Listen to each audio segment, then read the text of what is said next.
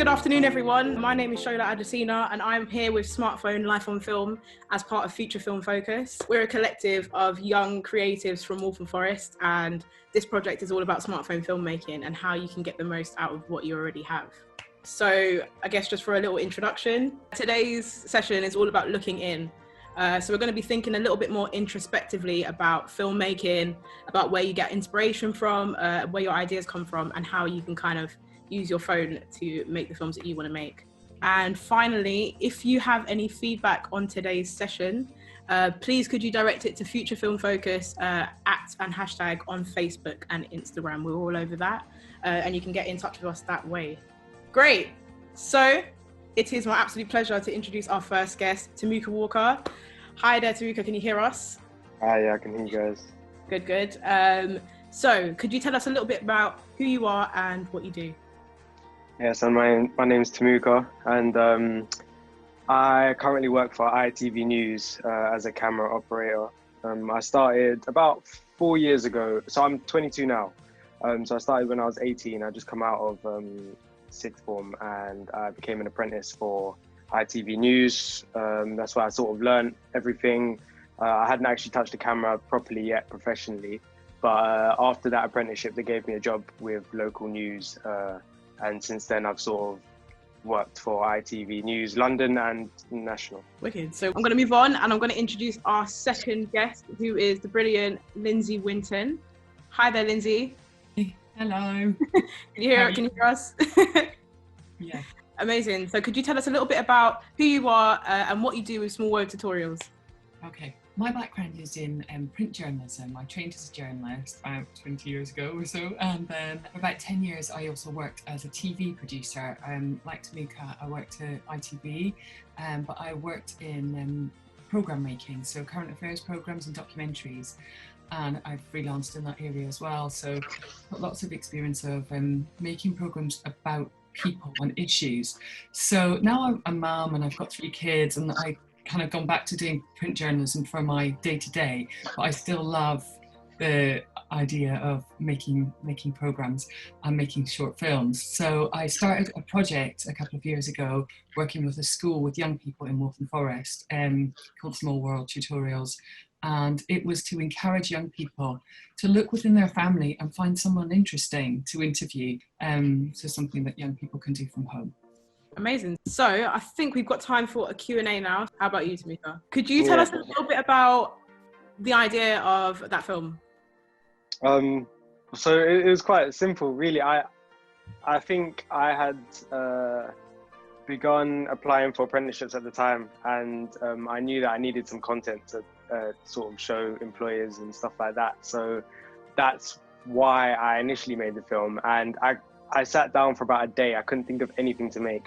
So I thought, all right, cool. What do I actually have at my disposal? And at the time I worked for Deliveroo. So I thought, all right, why don't I just film my journey to Islington that I take every weekend? And I got my mate to sort of cycle for me. And it was quite organic, really. The actual idea for the film, because at the end, I don't know if we saw it, but he crashes. Like, that wasn't part of the original plan. We just started filming and then thought, oh, wouldn't it be funny if like a Prius hit the guy because he couldn't hear it or something? So like it was literally just, you know, something that I normally did on the weekend, and I just turned it into a film. So Lindsay, your work with Small World Tutorials is essentially showing people how they can make do interviews and do personal stories at home.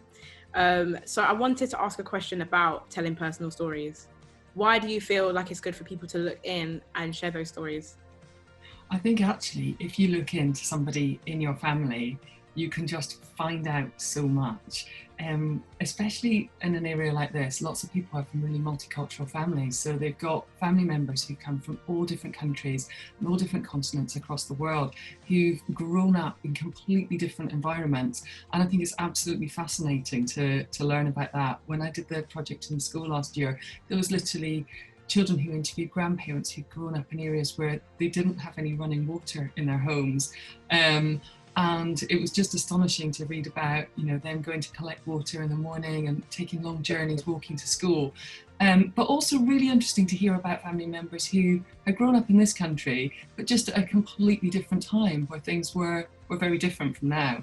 So I think by looking in, you kind of just get this much wider perspective. But a question I had for you, Tamuka, was, as someone who works professionally at like, shooting things and actually filming stuff every day, what do you think are the positives or some of the freedoms of actual smartphone filmmaking and using kind of simpler tools like you did in those other films? Yeah, well, for me, that film that you saw, that wasn't actually on a smartphone. It was, I think I had taken my college's camera out for the summer. I was quite lucky to have it, and it was just sort of filming whatever was in front of me, the same thing. I was a skater at the time, and I thought, okay, cool, let's go out and film some people. For me, how it helped making those films was when it came to the interview for my apprenticeship, and when I was actually in ITV and they were asking me all these questions about what I've done before, I had so much to talk about. I could talk about these projects that I'd been involved in, the 2 films that really didn't have any, there was no budget, there was no anything. It was just, you know, us with a camera, but it gave me something to talk about to the employers. And I guess it did other things as well, because I had to go out and talk to people a lot for that film. So I had to get people to sort of do interviews with us. I had to find out if it was all right for us to film them and things like that. And those sort of little interactions with people and figuring out how to sort of communicate and stuff like that, I still use that till today. So yeah. Brilliant. And similar to what I asked Tamuka earlier, as someone who's worked professionally in television and worked professionally in kind of producing bigger type of projects, what are some of the tips and what are some of the kind of tricks that you can take from actual simpler filmmaking? Okay, so a really good thing about having a smartphone to film with is it's just not heavy. Like, the thing with camera, professional equipment is so heavy. You end up carrying all these bags and you've got all these things to remember. So I think it's really nice to have a smartphone and to try and go with natural light. So, and just go with the light sources you've got. Be aware of, you know, not backlighting somebody, you know, from a window. So don't sort of sit your interviewee with a window behind them so they become in shadow, but think of somewhere where some of that natural light might fall on their face and make them look really nice. Just think about sound sources as well. So if you're interviewing someone outside, you need to think about maybe the wind and how noisy it is, or the traffic. Think about maybe a more secluded place that you could take someone to, where, you know, it's a bit quieter, maybe a back garden or something, or just a quieter street.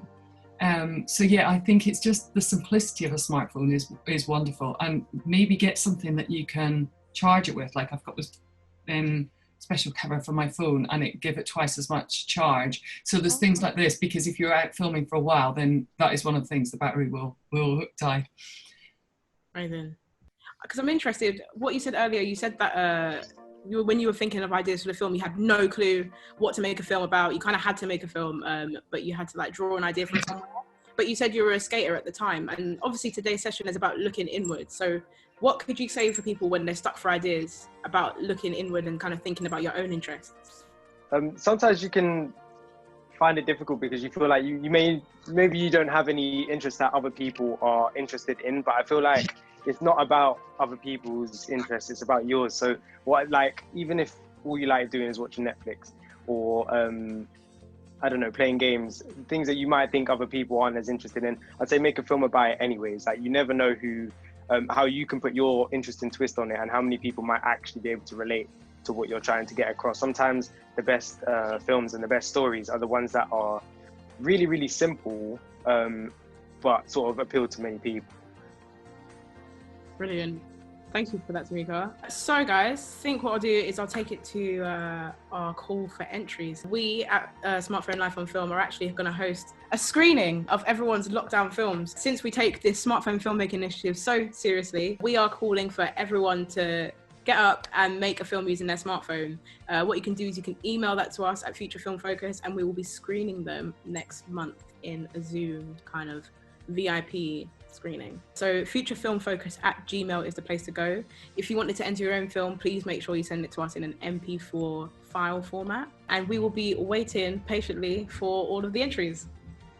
So that is pretty much it for today's session. I want to give a massive thank you to both Lindsay and Tamuka for coming on today and for talking to us about their craft. If you want to keep up with us, we are at Future Film Focus on Instagram and Facebook. You can use the hashtag Future Film Focus to get in touch with us as well. The link to our Eventbrite is there, futurefilmfocus.eventbrite.com. You can find the details for our screening next month. The deadline for, let me just have a look there. Deadline for entries is the 15th of September, so make sure to get entries in before that and tell your buddies about it too. Lastly, I just want to give a big thank you to our team here, the guys that have been helping out today, Lauren, Lisa, Chloe, and Monday, and a massive thank you to you for joining us. So please stay tuned and keep up with us at Smartphone Life on Film.